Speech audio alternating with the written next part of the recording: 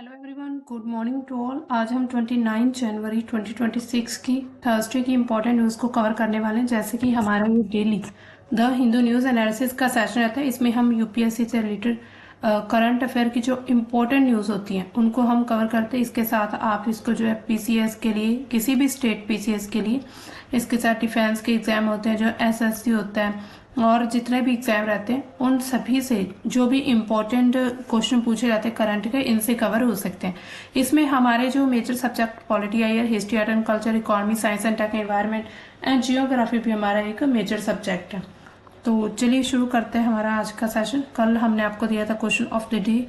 तो क्वेश्चन क्या था कि आपने उस कंट्री का नाम बताना था जो कि अपने सीनियर मिलिट्री पर्सनल के खिलाफ जो है इन्वेस्टिगेट कर रहा था, यानी कि उसको हटा दिया गया। तो इसका साफ साफ ऑप्शन है डी, यानी कि चाइना। अब चलते हैं हमारी आज की जो फर्स्ट न्यूज है। हमारी पहली न्यूज क्या आ रही है? इंडिया और सऊदी अरब के बारे में, यानी कि India holds security dialogue with Saudi Arabia. इसका मतलब क्या है कि इंडिया जो है, भारत जो है, वो सऊदी से यानी कि बातचीत के जरिए एक तरह से डिफेंस पैक्ट साइन करने की कोशिश की जा रही है। भारत और सऊदी अरब के बीच जो मतलब सिक्योरिटी टॉक्स को लेकर जो भी न्यूज चल रही है, तो इसमें क्या कहा जा रहा है कि जो रियाद है, यानी कि सऊदी अरब की राजधानी वहां पर है रियाद, जो सऊदी अरेबिया है, तो उसमें तीसरी भारत और सऊदी अरब की जो सुरक्षा कार्य समूह है उसकी बैठक हुई है। यानी कि जो आपस में मिलकर एक तरह से सहयोग के साथ जो भी बातचीत करेंगे। तो आपने पहली बात याद रखनी कि रियाद में ये जो है बैठक हुई है। इसके अलावा इसमें प्रमुख बात की क्या क्या हुई, तो ये जो बैठक है ये भारत और सऊदी अरब की जो सामरिक साझेदारी है परिषद, उसके अंतर्गत जो राजनीतिक, वाणिज्य और सुरक्षा सहयोग समिति जो होती है, यानी कि पॉलिटिकल, इसके साथ ही consular and security cooperation committee के तहत ये आयोजित की गई थी। यानी कि आपने ये याद रखना आपकी एक कमेटी के तहत जो है इसकी बैठक रखी गई थी। ठीक है, दोनों पक्षों में जो सुरक्षा सहयोग है उसको लेकर बातचीत चल रही है कि कैसे सिक्योरिटी में हम एक दूसरे को जो है सहयोग दे सकते हैं। इसके अलावा आतंकवाद पर भी चर्चा हुई, जिसमें पूरे विश्व के सत्र पर आतंकवादी जितने भी समूह उत्पन्न होते हैं उनकी चुनौतियों को बारे में जो है पता, मतलब कि उनकी चुनौतियों के बारे में बातचीत की गई। इसके अलावा सभी देशों ने सभी प्रकार के आतंकवाद की निंदा भी की है। यानी कि अगर हम सभी देशों की बात करें यहाँ पर, यानी कि दोनों देश, तो दोनों देश जो है उन्होंने इस चीज की निंदा की है। ठीक है, दोनों देश जो है निंदा कर चुके हैं। इसके अलावा अगर हम बात करें तो आतंकवाद विरोधी जो सहयोग है उसको भी बढ़ावा देने पर बात कही गई है कि दोनों देश जो है, इंडिया और सऊदी अरब जो है, वो आतंकवाद को एक तरह से खत्म करने की पूरी तरह से कोशिश करेंगे और एक दूसरे को सहयोग देंगे। इसके अलावा अगर हम प्रतिनिधि की बात करें कि इसमें प्रमुख प्रतिनिधि कौन थे, तो भारत से जो विदेश मंत्रालय के संयुक्त सचिव हैं काउंटर टेररिज्म विनोद बहादे, ठीक है, ये उनका नाम है, एक संयुक्त सचिव रहे हैं विदेश मंत्रालय के, तो इनका नाम है विनोद भावे। तो इनके द्वारा ये जो है बैठक मतलब कि ये अटेंड की गई। इसके अलावा सऊदी की तरफ से उनके जो होम मिनिस्ट्री के कानूनी मामले और अंतर्राष्ट्रीय सहयोग के जो भी एक वहां पर हेड हैं अहमद अल ईसा, उनके द्वारा ये बैठक जो है यानी कि इसमें भाग लिया गया है। तो इसी तरह ये मतलब ऐसे समय में हुई है जब भारत ने हाल ही में जो संयुक्त अरब अमीरात यानी कि यूएई के साथ एक स्ट्रेटेजिक डिफेंस पार्टनरशिप को लेकर एक तरह से लेटर ऑफ इंटेंट पर हस्ताक्षर कर ली। यानी कि भारत और यूएई के साथ जो एक डिफेंस पैक्ट को लेकर एक साइन किए गए हैं, यानी कि हम अगर देखें तो एक वहां पर एक दोनों के बीच जो सहमति बनी है उसी को लेकर, उसी के बाद से ये बैठक हुई है। इसके अलावा खाड़ी देशों से भारत की जो सुरक्षा है, यानी कि खाड़ी देश जो हम देखते हैं गल्फ कंट्रीज है, जिसमें सऊदी अरब, यूएई, ओमान, यमन, इसके अलावा जो हमारा ईरान, इराक, ये सभी क्या है गल्फ कंट्रीज है। इनको हम मिडल ईस्ट भी कहते हैं। तो ये गल्फ कंट्रीज के साथ जो भारत का सहयोग है लगातार बढ़ाने की एक नीति चल रही है। भारत का जो सहयोग नीति है खाड़ी देशों के साथ, तो उनको मजबूत करने के लिए ये एक तरह से दिखाया जाता है कि किस तरह भारत अपने टारगेट को मतलब कि टारगेट को आगे लेकर जाना चाहते हैं, यानी कि टारगेट को पूरा करें।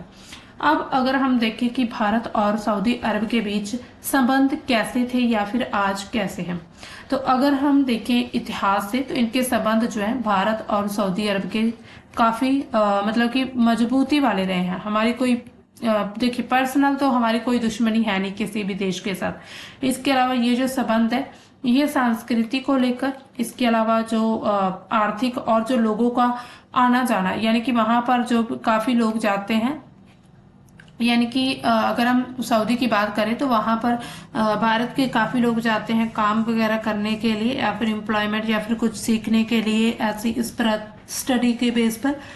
तो इसी तरह ये काफी ज्यादा मतलब कि जुड़े हुए हैं। इसके अलावा इतिहास में देखें तो भारत सऊदी अरब के बीच व्यापार सांस्कृतिक जो है ये सदियों से है, यानी कि करीब 20 से 25 साल, यानी कि वहां पर अगर हम देखें तो काफी सदियों से मतलब बहुत ही पुराने हैं। इसके अलावा हम देखते हैं कि सऊदी में करीब 25 से जो 30 लाख है, 25 से 30 लाख जो भारतीय वहां पर काम करते हैं। इसके अलावा रणनीतिक साझेदार परिषद भी बनाई गई थी 2019 में। दोनों देशों के जो नेता थे यानी कि पीएम मोदी और जो क्राउन प्रिंस मोहम्मद बिन सलमान थे, उन्होंने यानी कि ये इसकी सह अध्यक्षता करते हैं। ये जो एक समिति बनाई गई है, इसके साथ ही पहली बैठक इसकी सितंबर में हुई थी, सितंबर 2023 में। यानी कि ये बहुत ही काफी टाइम से बनी हुई है ये पूरी तरह से एक परिषद की बात करें। इसके अलावा दूसरी बैठक जो है ये अप्रैल 2025 में हुई है। और इसमें क्या होता है, ये जो अभी परिषद बनाएगी इसमें ऊर्जा, इसके अलावा जो हम देखते हैं निवेश दोनों देशों ने कैसे बढ़ाना है, इसके अलावा पर्यटन को कैसे बढ़ावा देना है, और संस्कृति जैसी जितनी भी नई कमेटियां हैं वो जोड़ी गई थी। ठीक है, इसके अलावा अगर हम देखें तो आर्थिक संबंध कैसे हैं, तो व्यापार में 2024-25 में जो व्यापार हुआ था तो वो करीब $42 बिलियन तक था भारत और सऊदी का। भारत से क्या कुछ निर्यात होता है, जिसमें हम देखते हैं टेक्सटाइल जो है वो हर जगह लगभग भारत का जाता है। इसके अलावा फार्मा, इसके साथ ही मशीनरी, ये सब कुछ हम जो है निर्यात करते हैं। इसके अलावा आयात क्या किया हमने सऊदी से, हमारा जो सबसे बड़ी जरूरत है वो है क्रूड ऑयल LNG, तो ये जो है वहां से आयात किया गया था। इसके अलावा सऊदी अरब जो है वो भारत का फोर्थ सबसे बड़ा जो व्यापारिक साझेदार है और क्रूड ऑयल का एक प्रमुख स्रोत है। तो आपने ये फैक्ट याद रखना है कि 4th नंबर पर जो है सऊदी अरब आता है भारत के ट्रेड में। इसके अलावा निवेश की बात करें कि सऊदी कंपनियां जो भारत में रिन्यूएबल एनर्जी, इंफ्रास्ट्रक्चर, इन सभी में भी इन्वेस्ट कर रही हैं। भारत जो है सऊदी विजन 2030 में भी योगदान दे रहा है, यानी कि भारत की अगर हम बात करें तो 2030 तक इन दोनों देशों के जो संबंध है उसको और मजबूत करने की बात कही जा रही है। इसी वजह से एक टारगेट रखा गया कि पर्टिकुलर इस ईयर तक हमने कितने % अपना जो है व्यापार को बढ़ाना है, कैसे निर्यात करना है, कैसे आयात करना है। इसके अलावा हज और श्रमिक, यानी कि अगर हम देखें हज, वहां पर भारतीय लोग जो भी मुस्लिम कंट्रीज के लोग वहां पर हज करने जाते हैं। इसके अलावा हज मतलब कि सऊदी में जो एक वहां पर उनकी एक धार्मिक प्लेस बनी हुई है, तो वहां पर काफी लोग जाते हैं। जैसे हम किसी तीर्थ यात्रा पर जाते हैं, बिल्कुल उसी तरह से ही होता है, ये मुस्लिम कम्युनिटी में होता है। इसके अलावा ऊर्जा की बात करें तो ग्रीन हाइड्रोजन और रिन्यूएबल एनर्जी में दोनों देश जो है सहयोग दे रहे हैं एक दूसरे के साथ। और भारत खाड़ी में मल्टी अलाइनमेंट नीति अपनाता है, यानी कि सऊदी के साथ तो हमारे जो रिश्ते मजबूत हैं, लेकिन UAE के साथ भी हमने अभी एक पैक्ट साइन किया है, रणनीतिक डिफेंस पार्टनरशिप। तो उससे क्या पता चलता है कि भारत जो है खाड़ी देशों की तरफ संतुलित नीति को अपनाता है। अब चलते हैं हमारी नेक्स्ट न्यूज की तरफ। हमारी नेक्स्ट न्यूज क्या है, हमारा ये एडिटोरियल है, the new logic of the Chinese economy, यानी कि चाइना की इकोनॉमी का एक नया तर्क क्या है। तो ये बेसिकली आज का एडिटोरियल 29 जनवरी का 2025 का, जो कि द हिंदू में आपको देखने को मिल जाएगा। जो एडिटोरियल वाला पेज होता है उस पर आपको नजर आ जाएगा। ठीक है, तो अब देखिए इसमें क्या है कि चीन की जो 2025 की जितनी भी इसमें आर्थिक उपलब्धियां उस पर आधारित है। और क्या बताता है कि पूरे विश्व जो वैश्विक चुनौतियों के बावजूद चीन की अर्थव्यवस्था जो है वो कितनी मजबूत है। यानी कि अगर हम चुनौतियों की बात करें, अगर हम यहाँ पर ऑयल के कीमतों में मतलब बढ़ोतरी या फिर कम होता देखें, तो फिर भी चीन जो अपना खुद को बैलेंस रख रहा है। तो इसी तरह पता चलता है कि जो चीन है उसकी इकोनॉमी मजबूत होने के साथ साथ थोड़ी फ्लेक्सिबल भी है, यानी कि जिस प्रकार की सिचुएशन हो जाएगी उस प्रकार की ये एक तरह से इकोनॉमी इसकी अपने खुद को ढाल लेगी।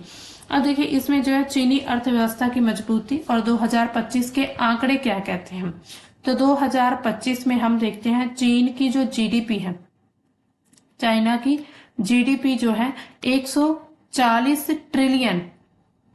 ट्रिलियन युआन, यानी कि ये जो चाइना का एक करेंसी है, युआन से भी अधिक हो चुकी थी।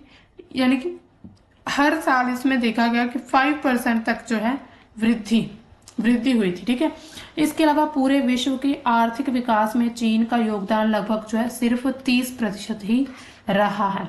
इसके अलावा पूरे विश्व व्यापार व्यवस्था पर झटके के बावजूद, यानी कि एक तरह से पूरे विश्व का व्यापार में झटका लगा जब तेल की कीमतों में बढ़ोतरी हुई थी, इसके बावजूद जो है चीन ने अपना मजबूत लचीलापन दिखाया था। यानी कि चीन का हमेशा से फ्लेक्सिबल इकोनॉमी रही है, जिस तरह की सिचुएशन होगी उसी तरह वो खुद को उस तरह से ढाल सकती है। इसके अलावा पहले चीन की अर्थव्यवस्था मुख्य रूप पर इन्वेस्टमेंट और एक्सपोर्ट पर डिपेंड करती थी, इन्वेस्ट एंड एक्सपोर्ट पर। लेकिन अब नया मॉडल क्या है, घरेलू उपभोग यानी कि डोमेस्टिक डिमांड को बढ़ाना।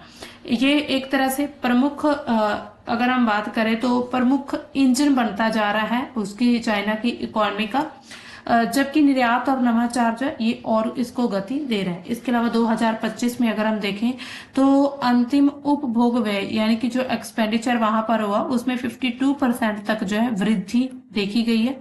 इसके अलावा अगर हम एक्सपोर्ट की बात करें तो 32.7% तक योगदान रहा है। निवेश की बात करें तो 15.3% तक जो है योगदान दिया गया था इन्वेस्टमेंट में। इसके अलावा घरेलू मांग की ताकत क्या होती है, तो चीन उपभोग कम नहीं है बल्कि वस्तुओं और सेवाओं को की कम कीमतों के कारण जो है इसका उपभोग ज्यादा। आपने भी देखा होगा भारत में जो भी चाइनीज वस्तुएं आती हैं वो थोड़ी सस्ती होती है भारत की जो अपनी जो यहाँ की एक तरह से घरेलू जो वस्तुएं होती है उनके मुकाबले। यानी कि अगर हम देखें तो सबसे पहले तो चीन की जो वस्तुएं होती है वो थोड़ी सस्ते होने के कारण उसको बहुत बड़ा बेनिफिट मिलता है। इसमें क्या होता है जो उसकी बिक्री ज्यादा हो जाती है, यानी कि कीमतों के कारण नहीं हो चुका बल्कि डिमांड के कारण बहुत ऊंचा है चीन का जो उपभोग है, यानी कि लोग ज्यादा उसको कंज्यूम करते हैं। इसके अलावा निर्यात की भूमिका क्या है इसमें, निर्यात भी चाइना का जो है 2025 में मजबूत रहा है। खासकर हम देखते हैं कि उच्च तकनीकी उत्पाद जो रहते हैं उसमें करीब 14% तक जो है वृद्धि देखी गई थी। इसके अलावा मेक इन चाइना जो उत्पाद है उसकी लोकप्रियता पूरी तरह से जो औद्योगिक श्रृंखला है उन सभी से आती है। इसके अलावा चीन अधिक उत्पादन क्षमता नहीं निर्यात कर रहा बल्कि उच्च गुणवत्ता वाली क्षमता और समाधान जो कि विकासशील देशों की बुनियादी ढांचा, ऊर्जा परिवर्तन, औद्योगिकरण में भी मदद करते हैं। इसके अलावा अब चाइना में कौन कौन से क्षेत्र उभर है, इसमें जो है एआई का सबसे इम्पोर्टेंट है। इसके साथ ही क्वांटम जो हम देखते हैं क्वांटम तकनीक बढ़ती जा रही, इसके साथ ही ब्रेन कंप्यूटर इंटरफेस में भी हमें देखने को मिलता है। उच्च स्तरीय विनिर्माण और हरित उद्योग मतलब ये लगातार वहां पर जो है तेजी से बढ़ते नजर आ रहे हैं चाइना में।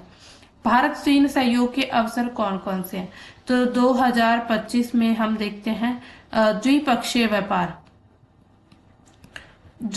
जो व्यापार रिकॉर्ड है 155.6 बिलियन डॉलर तक जो है वो पहुंच चुका था।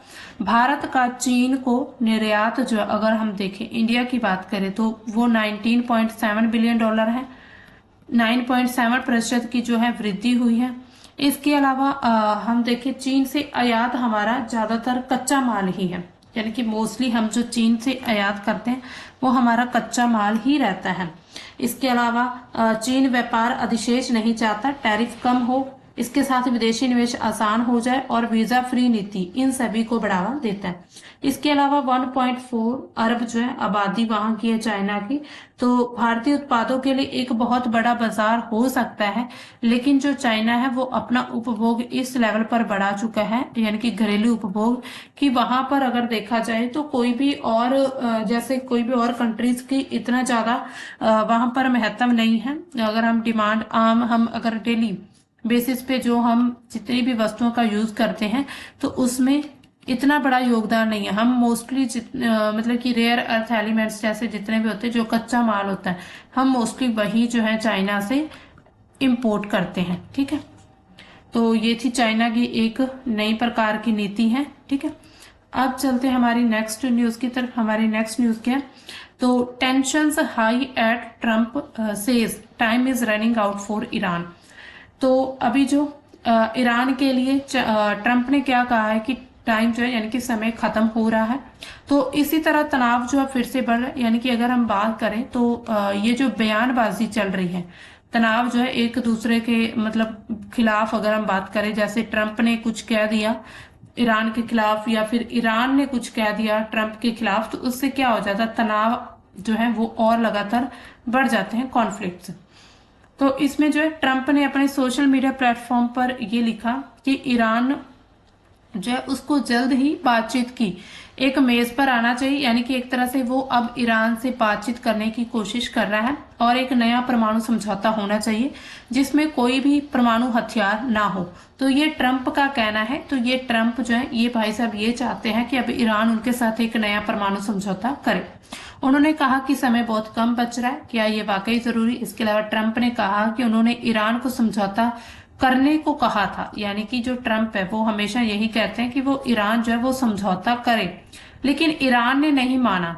उसके बाद उन्होंने कहा कि जून 2025 में फिर हमें एक तरह से अटैक करना पड़ा, यानी कि ऑपरेशन मिडनाइट हैमर के नाम से हुआ था, जो कि ईरान के जितने भी प्रमुख न्यूक्लियर ठिकाने थे, जो भी न्यूक्लियर साइट्स थी, उन पर जो है स्ट्राइक की गई थी।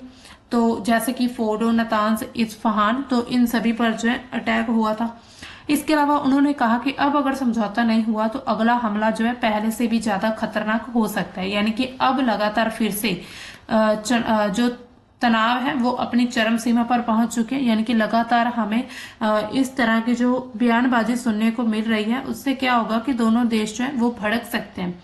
इसके अलावा ट्रंप ने बताया कि अमेरिका का एक मैसिव आर्मेडा, बहुत बड़ा एक युद्ध पोत है, वो ईरान की तरफ बढ़ रहा है। तो ये भी अमेरिका के द्वारा कहा गया है, जिसमें यूएसएस अब्राहम लिंकन जो एयरक्राफ्ट कैरियर भी मौजूद है। ये बेड़ा जो है वो तेजी से हिंसा के साथ जरूरत पड़ने पर मिशन पूरा करने के लिए भी तैयार रहेगा। यानी कि अमेरिका साफ साफ ये चीज कह रहा है कि कोई भी जो भी उनका मिशन है उनको पूरा करने के लिए ये पूरा जो युद्ध पोत, एक तरह से जो बेड़ा है यूएसएस अब्राहम लिंकन, तो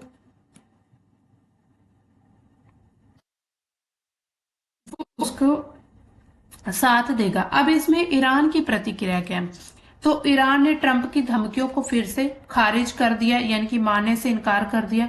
इसके अलावा अमेरिका की धमकियों में के माहौल में कोई भी बातचीत नहीं होगी। तो वहां के जो ऑफिशियल्स हैं उनके द्वारा कहा जा रहा है कि जिस तरह से जो अमेरिका यानी कि ट्रंप धमकियां दे रहे हैं, हम इस प्रकार से कोई भी बातचीत नहीं करेंगे। इसके अलावा उन्होंने कहा अगर अमेरिका या उनके सहयोगी जिसमें इसराइल है उन्होंने हमला किया तो ईरानी सेना जो है वो तुरंत जवाब भी देगी। यानी कि इधर जो है ईरान भी तैयार है युद्ध करने के लिए। अगर बाय चांस ऐसी कुछ सिचुएशन आती है कि ईरान और यूएस के बीच बहुत ज्यादा तनाव बढ़ जाए और फिर एक दूसरे के खिलाफ स्ट्राइक की जाए, तो ईरान भी इस चीज को लेकर अपनी पूरी कोशिश कर रहा है। यानी कि ईरान भी चाहता है कि अगर ईरान या किसी और इसराइल या किसी और कंट्रीज के द्वारा ऐसा किया जाता है, एक्शन लिया जाता है, तो पीछे नहीं हटेगा। इसके अलावा ईरान ने पहले भी कहा कि युद्ध के लिए तैयार है और अगर अमेरिका टेस्ट करना चाहते हैं तो वो कर सकता है। अब देखिए ये जो तनाव है इतने ज्यादा बड़े क्यों हैं, तो तनाव क्या, जो अभी वहां पर यानी कि जैसे जून 2025 में जो वहां पर मतलब कि इसराइल के द्वारा अटैक किए गए थे ईरान की कुछ साइट्स पर, तो उसके बाद जो है वहां पर उन पर कुछ प्रतिबंध लगा दिए गए ईरान पर। तो प्रतिबंध लगाने से उनका जो व्यापार है वो बाधित हुआ। अगर व्यापार बाधित हुआ तो उनकी जो इकोनॉमी है वो डाउन हुई। इकोनॉमी डाउन हुई तो वहां की जो गवर्नमेंट है या फिर वहां पर जो भी एक तरह से रूल चलता है उनके द्वारा जो है अपना जो इन्फ्लेशन यानी कि महंगाई जो है लगातार बढ़ा दी गई। जो भी आम खाने की वस्तु होती है उनकी भी लगातार कीमतें जो है बढ़ गई थी और लोगों के द्वारा जो है प्रोटेस्ट शुरू किया गया था। जब यूएसए को ये चीज पता चली कि जो प्रोटेस्ट चल रहा है, तो उन्होंने जो प्रोटेस्टर्स हैं उनके एक तरह से सपोर्ट में अपने बयान देने शुरू कर दिए थे कि अगर जो वहां के ईरान के नेता हैं जो आयतुल्ला अली खामेनी, उनके द्वारा कोई भी एक्शन लिया जाता है प्रोटेस्टर्स के अगेंस्ट, तो क्या होगा कि जो यूएसए है वो ईरान पर अटैक कर देगा। तो ईरान ने कहा भाई ये हमारा घर का मामला है, अब घर के मामले में कोई बाहर का कैसे घुस सकता है। आप खुद सोचिए, अगर घर में कोई लड़ाई होती पति पत्नी की, तो कोई बाहर का तीसरा व्यक्ति आकर उसको सुलझाए, तो झगड़ा जो है लगातार बढ़ता है, क्योंकि अब कहीं ना कहीं फिर मतलब कि वो हो सकता है मतलब इन दोनों को हवा देने वाला, यानी कि उनकी जो जो आग होती है, जैसे आग में घी डालने का काम करो, तो बिल्कुल इसी तरह से ट्रंप ने ही किया था। तो इस चीज को जो है ईरान बर्दाश्त नहीं कर रहा, और उन्होंने हर बार कहा है ईरान ने कि अगर ट्रंप यानी कि जो अमेरिका चाहता है, यूएस चाहता है कि ईरान के साथ युद्ध हो, तो वो बिल्कुल मतलब एक तरह से टेस्टिंग कर सकते हैं युद्ध की, अगर युद्ध चाहते हैं तो युद्ध कर सकते हैं। तो इसी तरह ये कहा गया है ईरान के द्वारा, और ट्रंप के द्वारा भी ये बयान दिया गया है। इसके अलावा नेक्स्ट न्यूज क्या हमारे 66% sanitation workers in central government from SC ST OBC groups. तो डिपार्टमेंट ऑफ जो यानी कि department of personal and training जो है उसकी रिपोर्ट के अकॉर्डिंग ये चीज कही गई है कि हाल ही में अभी यहाँ पर कुछ आंकड़े वहां पर देखे गए, तो उसमें देखा गया कि जो सफाई कर्मचारी जो भी मतलब सैनिटेशन विभाग होता है, तो उसमें यानी कि सेंट्रल गवर्नमेंट में जो है कितने 66% जो है workers SC ST and OBC से बिलोंग करते हैं। तो केंद्र सरकार का जो ग्रुप C है उस श्रेणी के सफाई कर्मचारी में 66% जो है वो जितने भी हैं यानी कि वो ऐसी जातियों से आते हैं जो बिल्कुल पिछड़ी हुई होती हैं। इसके अलावा अगर हम देखें तो मतलब कि रिपोर्ट में जो है EWS को अभी तक नहीं डाला है, ये जो रिपोर्ट प्रस्तुत की गई है। अब देखिए सफाई कर्मचारियों का प्रतिशत इतना उच्च क्यों, तो एक तरह से ये आरक्षण नीति की तरफ बढ़ावा देता है। इसके अलावा आरक्षण के बावजूद इन पदों पर इन वर्गों का प्रतिनिधित्व जो है वो सामान्य वर्ग से अधिक है, यानी कि ये कहा जा रहा है कि जो जनरल वर्ग है अब उसको जो है मतलब कि जो SC ST और जो OBC है उसको जो आरक्षण दिया जा रहा है, यानी कि जो रिजर्वेशन मिला है, उसके चलते जो है जनरल वर्ग को काफी नुकसान हो रहा है, यानी कि हर जगह SC ST एंड OBC देखने को मिल रहा है। तो ये रिपोर्ट का कहना है, ठीक है। तो इसमें जो है यानी कि इसमें जो है जनरल है, ये आरक्षण से भी ज्यादा लोग बैठे हुए हैं SC ST OBC। तो जनरल जो कैटेगरी उसके बहुत कम लोग देखने को मिलते हैं। इसके अलावा रिपोर्ट के संदर्भ की बात करें तो जो भी वार्षिक रिपोर्ट आरक्षण नीति की निगरानी करना या फिर कितना आरक्षण दिया जा रहा है SC ST OBC को, तो उन सभी को एक तरह से एनालाइज करने के लिए ये जो रिपोर्ट है ये प्रस्तुत की जाती है, ठीक है।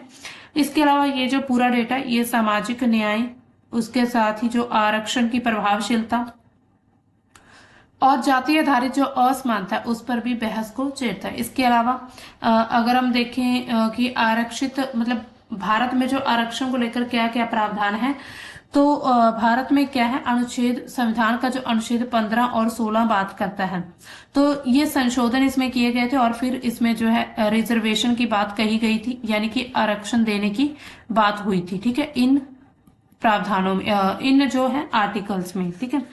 तो ये जो प्रावधान SC ST एंड OBC के लिए या फिर EWS के लिए बनाए गए थे, इसमें जो है SC को उन्होंने कहा SC को क्या है 15% आरक्षण रहेगा, ST का जो है 7.5% रहेगा और OBC का जो है OBC का 27% रहेगा और EWS को जो है आरक्षण दिया जाएगा 10% में, ठीक है।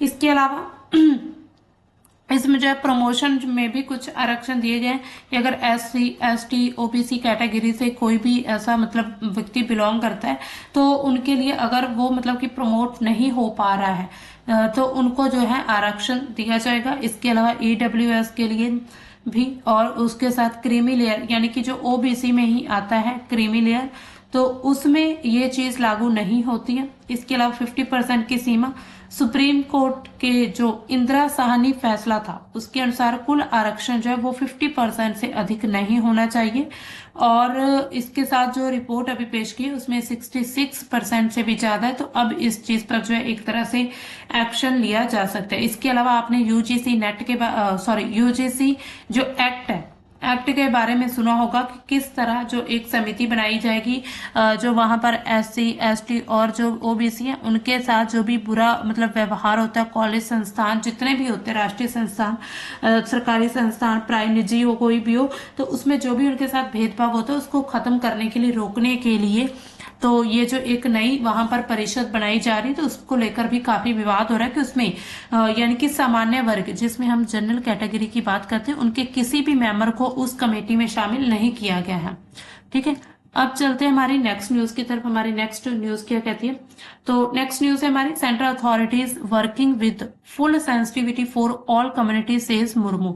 यानी कि कम्युनिटीज की अगर हम बात करें तो द्रौपदी मुर्मू के द्वारा कहा गया है कि जो सरकारें हैं वो दलित, पिछड़े और आदिवासी समुदाय सभी के लिए एक साथ काम करने को जो है पहल दे रही है, एक तरह से काम एक साथ काम कर रही है। तो उन्होंने जो है उनके मतलब कि प्रमुख बिंदु क्या रहे थे, उन्होंने जो अपना ये भाषण दिया था, तो इसमें जो है वर्ष 2026 के साथ भारत की जो मतलब भारत जो है इस शताब्दी के अभी जो दूसरे चरण में प्रवेश कर चुका है। तो पिछले अगर हम उन्होंने कहा कि 10-11 वर्षों में बहुत सारी सफलताएं देखने को मिली। सरकार जो है दलित, इसके अलावा दलित यानी कि SC ST और OBC वर्ग है, इसके अलावा जो ट्राइब्स आती हैं यानी कि आदिवासी समूह होते हैं, उन सभी समुदायों के प्रति पूरी जो हमारी भारत की सरकार, सेंट्रल गवर्नमेंट है, वो संवेदनशीलता से काम कर रही है। इसके अलावा सामाजिक सुरक्षा योजनाएं 2014 में जो 25 करोड़ से बढ़कर अब जो हो गई हैं 95 करोड़ जो है बढ़ चुकी हैं। इसके अलावा जल जीवन मिशन के तहत 12.5 करोड़ जो यानी कि घर हैं उनमें पाइप से पानी देना शुरू कर दिया गया पिछले एक साल में, यानी कि पिछले साल में 1 करोड़ अतिरिक्त ये पानी यानी कि ये पूरे परिवार देखे गए थे। इसके अलावा उज्जवल योजना से 10 करोड़ जो है 10 करोड़ से भी अधिक फैमिलीज को कनेक्शन, LPG कनेक्शन दिया गया। योजना के तहत जो है 38 लाख जो करोड़ का फंड मिला था। इसके अलावा इंफ्रास्ट्रक्चर, स्टार्टअप, गगनयान मिशन, हमारा AI ट्रेनिंग, लखपति दीदी, इसके अलावा ट्रैकोमा फ्री भारत जो है, ऐसी जितनी भी उपलब्धियां, विकसित भारत 2047 का भारत का जो रोड मैप है उनके बारे में उन्होंने जिक्र किया। ग्लोबल साउथ की आवाज को मजबूत करना, तो ये सब राष्ट्रपति द्रौपदी मुर्मू जी के द्वारा जो है एक तरह से स्टेटमेंट दिया गया था, उसमें उन्होंने अपना जो भाषण दिया था। इसके अलावा जो हम देखते हैं मोस्टली हमें देखने को मिलता है विकसित भारत 2047, तो 2047, तो ये क्या है, तो इसका मुख्य उद्देश्य क्या है कि भारत की स्वतंत्रता की जो 100वीं वर्षगांठ रहेगी, यानी कि हम पूरे 100 इयर्स कंप्लीट कर चुके हैं, उसमें देश को पूरी तरह से एक विकसित राष्ट्र यानी कि डेवलप्ड नेशन बनाया जाएगा। इसके अलावा ये जो पूरा विजन है नरेंद्र मोदी के द्वारा आगे बढ़ाया जा रहा है, और जो आर्थिक लक्ष्य क्या रखे गए कि 2047 तक हमारी जो इकोनॉमी रहेगी 30 से 40 ट्रिलियन अमेरिकी डॉलर यानी कि USD डॉलर हो जाएगी। इसके अलावा प्रति व्यक्ति आय को विकसित देशों के स्तर पर लेकर जाना, जो डेवलप्ड नेशन की जितनी भी आय है डेवलप्ड नेशन की, उसके बराबर जो है भारत की भी एक तरह से आय को लेकर जाया जाए। इसके अलावा हाई इनकम इकोनॉमी रहेगी बढ़ना, जहां पर गरीबी बहुत कम हो और जीवन स्तर लगातार ऊंचा हो। इसके साथ सामाजिक और मानव विकास क्या है, जिसमें शून्य गरीबी हो।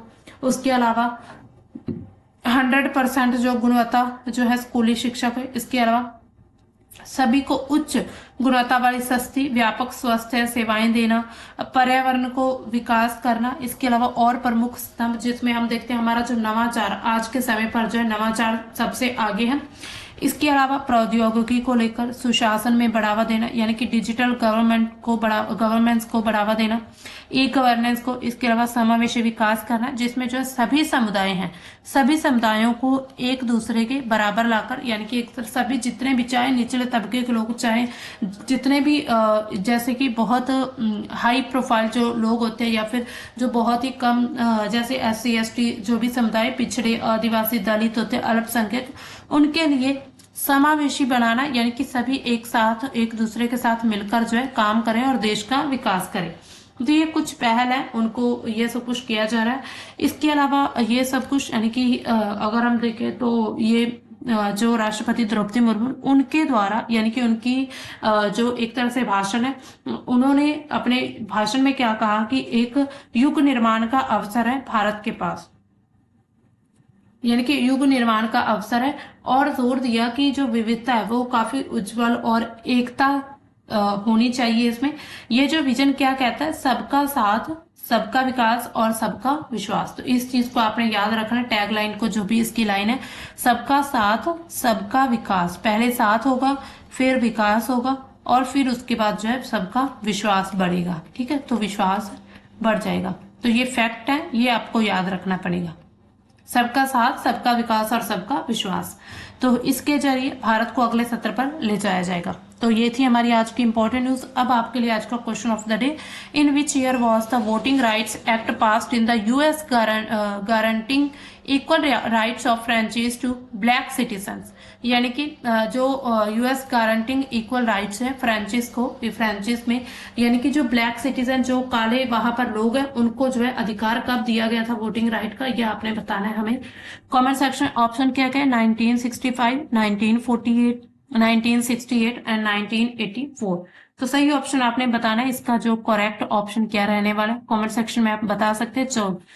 तो चलो दोस्तों, मिलेंगे हम अपने अब कल के द हिंदू के सेशन में। तब तक के लिए बाय, थैंक्स फॉर वॉचिंग।